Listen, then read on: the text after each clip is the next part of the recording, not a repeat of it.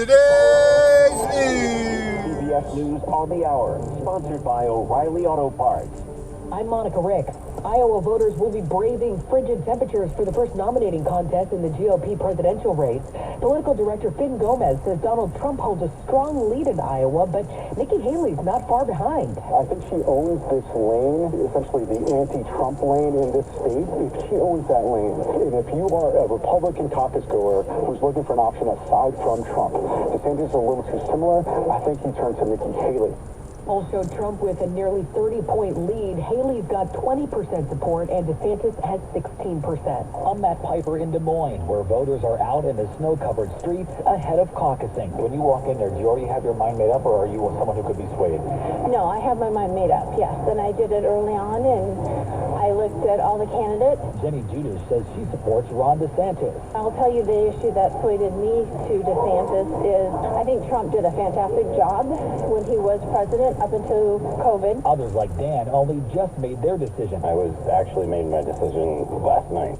Caucuses start at 8 p.m. Eastern, and we'll have live coverage for you on CBS, CBS News Streaming, and CBSNews.com. President Biden joined Al Sharpton on his radio show today to talk about his re-election bid. Mr. Biden says his main motivation to run again was hearing former President Trump saying things that are, quote, just off the wall. Millions of people are stocking up on staples today as a deadly Arctic blast hits the U.S.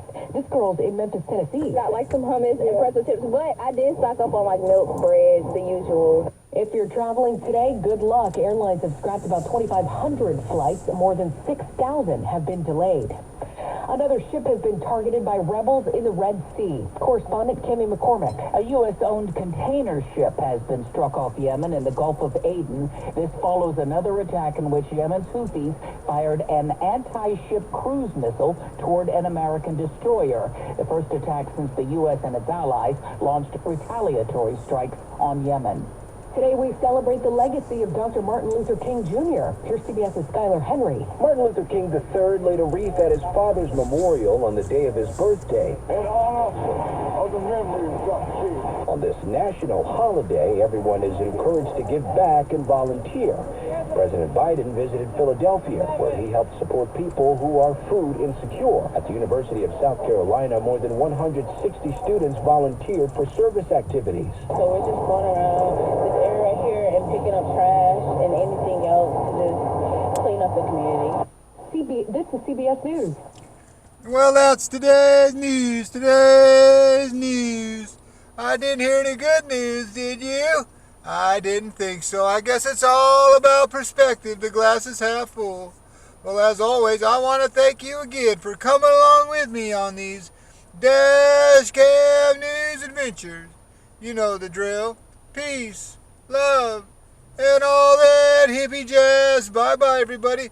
It's 54 degrees in Woodside, California.